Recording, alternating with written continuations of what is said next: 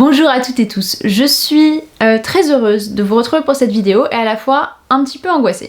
Comme le dit le titre, je vous retrouve aujourd'hui pour vous proposer un challenge, je mets vraiment de gros guillemets sur l'appellation challenge, autour de la légende arthurienne et des réécritures autour de la légende arthurienne, et j'ai appelé ça un été à la cour du roi Arthur. Durant tout cet été, toute la saison de l'été, donc du 21 juin au 22 septembre 2020, je vous invite à lire des livres parlant de la légende arthurienne. Alors je sais bien, l'été c'est le moment où tout le monde fait des challenges parce que les gens sont un peu plus cool, où on a normalement un peu plus le temps, donc là ça fleurit de partout. Je sais que possiblement vous vous êtes déjà inscrit dans plein de choses, ou vous avez déjà acheté pour plein d'autres challenges, que vous en avez en prévision, donc pas de panique. En fait, ce challenge-là, à la base, il était fait juste pour moi, uniquement pour moi, pour baisser ma palle de réécriture arthurienne et de livres autour de la légende que j'ai en ma possession. Mais après avoir évoqué le sujet avec certains de mes proches, avec certaines d'entre vous sur Instagram, on m'a dit mais ce serait bien que tu le proposes parce que ça pourrait être intéressant pour beaucoup. Depuis que j'ai créé une chaîne Booktube, on me demande 3 vidéos.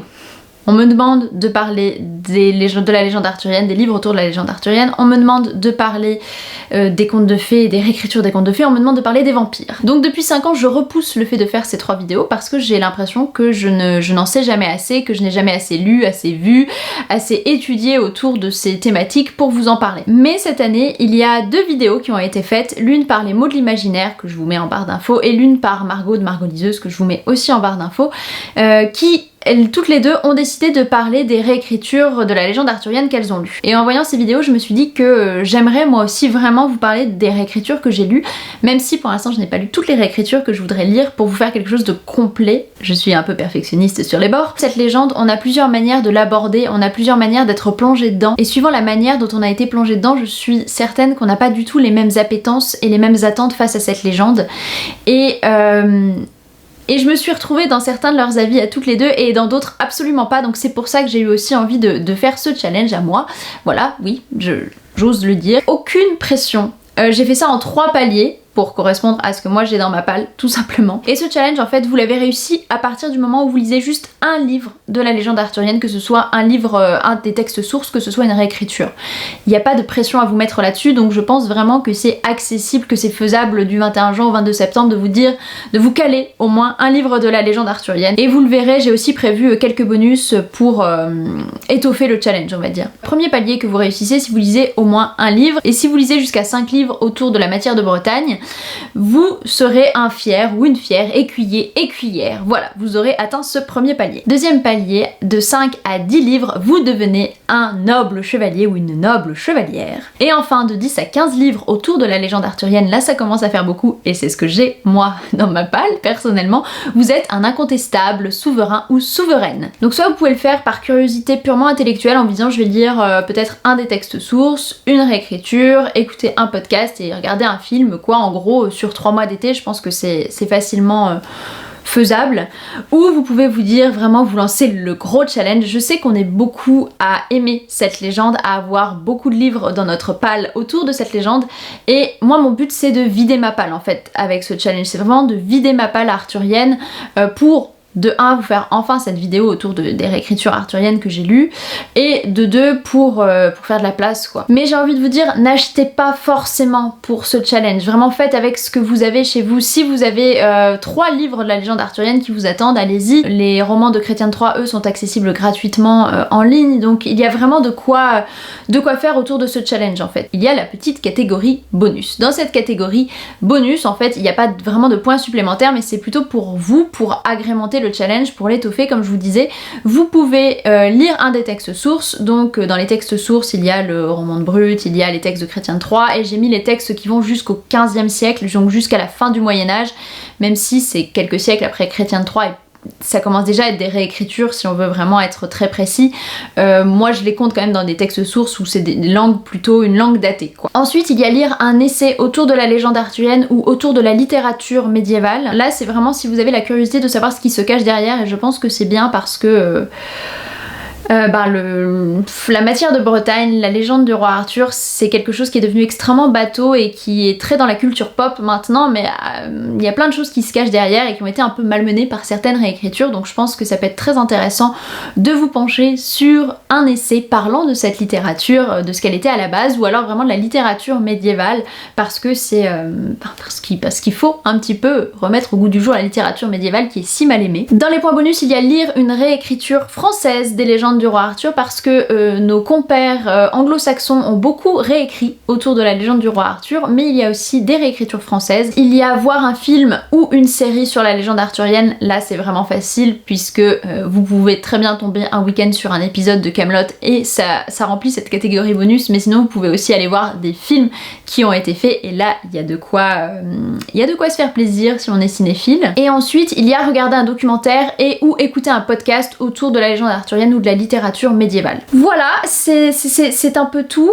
J'essaie de faire court et concis, de pas faire une vidéo trop longue et trop ardue parce que vraiment c'est sans prétention aucune que je vous présente ce challenge, puisque comme je vous le disais à la base c'est quelque chose que j'avais juste fait pour moi, pour vider ma palle, et finalement ça a un peu grandi, et quand j'ai vu qu'il y avait plein de challenges qui naissaient déjà cet été, je me suis dit que j'allais pas en faire quelque chose d'extravagant, et que c'était juste si vous avez l'envie de découvrir cette légende ou d'aller plus loin dans cette légende, voilà, vous pouvez me suivre ou pas du tout, au contraire, il n'y a aucun problème là-dessus. Alors moi je ne sais pas si je vous fais une vidéo sur les réécritures que j'ai déjà lues et les textes que j'ai déjà lus, si j'attends vraiment la fin, si j'anime ça sur Instagram ou sur Twitch ou sur Discord, que sais-je, parce que je trouve qu'il y a énormément de pression autour des challenges et que moi cette année j'en ai eu un peu marre de tous ces challenges, et voilà, c'est pour ça que celui que je vous propose là c'est vraiment sans prétention, et si vous avez envie vous en lisez, si vous n'avez pas envie vous ne lisez pas, il n'y a aucun problème. Le but c'est vraiment la curiosité de découvrir cette légende ou de redécouvrir cette légende autrement. Voilà, maintenant passons à ma palle pour ce challenge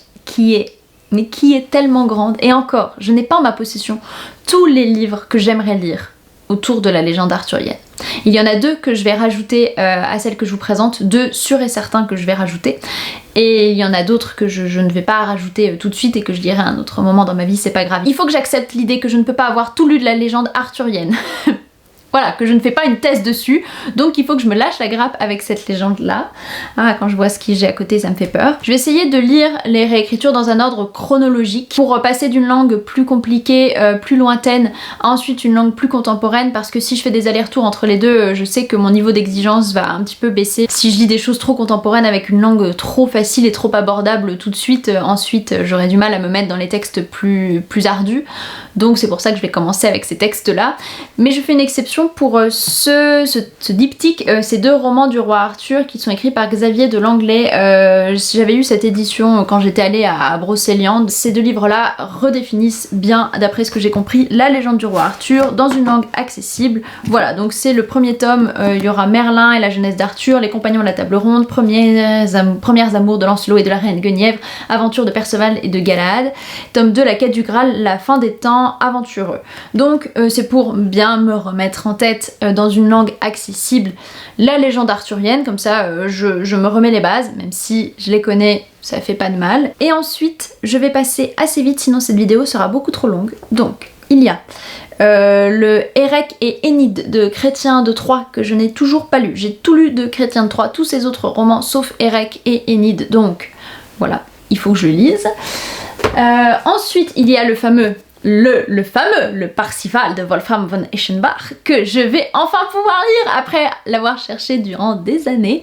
Voilà, il patientait depuis Noël dans ma palle et là c'est l'occasion de le lire. Réécriture allemande du Perceval et du Comte du Graal de Chrétien de Troyes. Qui est faite un peu plus sur le tard et qui s'inspire de toute la mythologie germanique. Ensuite, une adaptation des romans du XVe siècle en français moderne. Sur le compte Instagram des sources de la fantasy, il y a des concours toutes les semaines pour gagner ce livre-là. Ça, c'est une traduction, une adaptation en français moderne donc d'un manuscrit qui date du XVe siècle. C'est une c'est incroyable tout ce qui est prévu autour de cette adaptation en 5 tomes je crois. Le premier tome c'est le filtre, donc c'est Tristan, le filtre. Ensuite il y aura, pour vous donner un petit peu envie, le 2 la table ronde, tome 3 la joyeuse garde, tome 4 la quête, tome 5 le Graal. Donc c'est traduit du moyen français par Isabelle Degage. Oui, les romans de Tristan et Iseult entrent dans les romans de la table ronde, hein, à savoir. Ensuite, je vais vite. Ensuite, on fait un bond dans le temps. Là, je vais très loin. J'attaque avec Un Yankee à la cour du roi Arthur de Mark Twain, qui est un roman, une réécriture de la légende arthurienne qui fait date, mais que je n'ai jamais lu, alors que pourtant il y a pléthore de films qui ont été adaptés de ce roman. Il y a des comédies musicales aussi. Ensuite, on a le Lyonesse, je ne sais pas comment ça se prononce, de Jack Vance, avec, là j'ai le premier tome du cycle, enfin le premier cycle c'est le Jardin de Souldrun. Il y a une très belle édition qui a été faite par, je crois que c'est les Moutons électriques, en dur, en hardback, qui coûte une 30aine d'euros. Mais comme je n'étais pas sûre que ça me plaise, j'ai trouvé cette vieille édition de poche du premier cycle. Si ça me plaît, je prendrai cette grosse réécriture. Ensuite, on passe à quelque chose d'un peu plus connu, c'est le cycle du Graal de Stéphane Lohed, et donc là le premier c'est Taliesin. Je présente pas, je vous l'avais dit, ça va vite, ça va très vite. Ensuite, il y a le Guenièvre, le premier tome, L'Enfant Reine de Nancy Mackenzie, parce que j'ai déjà lu Les Dames du Lac de Marianne Zimmer Bradley. Je déteste Les Dames du Lac de Marianne Zimmer Bradley. Et parce que mon personnage préféré féminin, je crois que c'est quand même Guenièvre. Hein. Entre Guenièvre et Morgane, mon cœur balance, mais je crois que... je ne sais pas. Pourtant, tout m'appelle à préférer Morgane. Et pourtant... Guenièvre, elle est... Enfin bon bref, je vais pas vous faire mon exposé sur le personnage de Guenièvre, mais en fait dans cette réécriture on s'attache sur Guenièvre et je pense que ça peut être plus intéressant et mis en balance face aux Dames du Lac de Zimmer Bradley, ça peut être intéressant. Voilà, à nouveau, pas de vocabulaire. Côté français on a Justine Yogret qui a écrit Mordred, voilà, c'est assez court celui-là. Par exemple celui-là, vous pouvez faire d'une pierre deux coups en lisant une réécriture française, donc ça vous fait des points bonus, et si vous lisez juste lui, déjà vous avez gagné le challenge, donc ça peut vraiment être une bonne idée.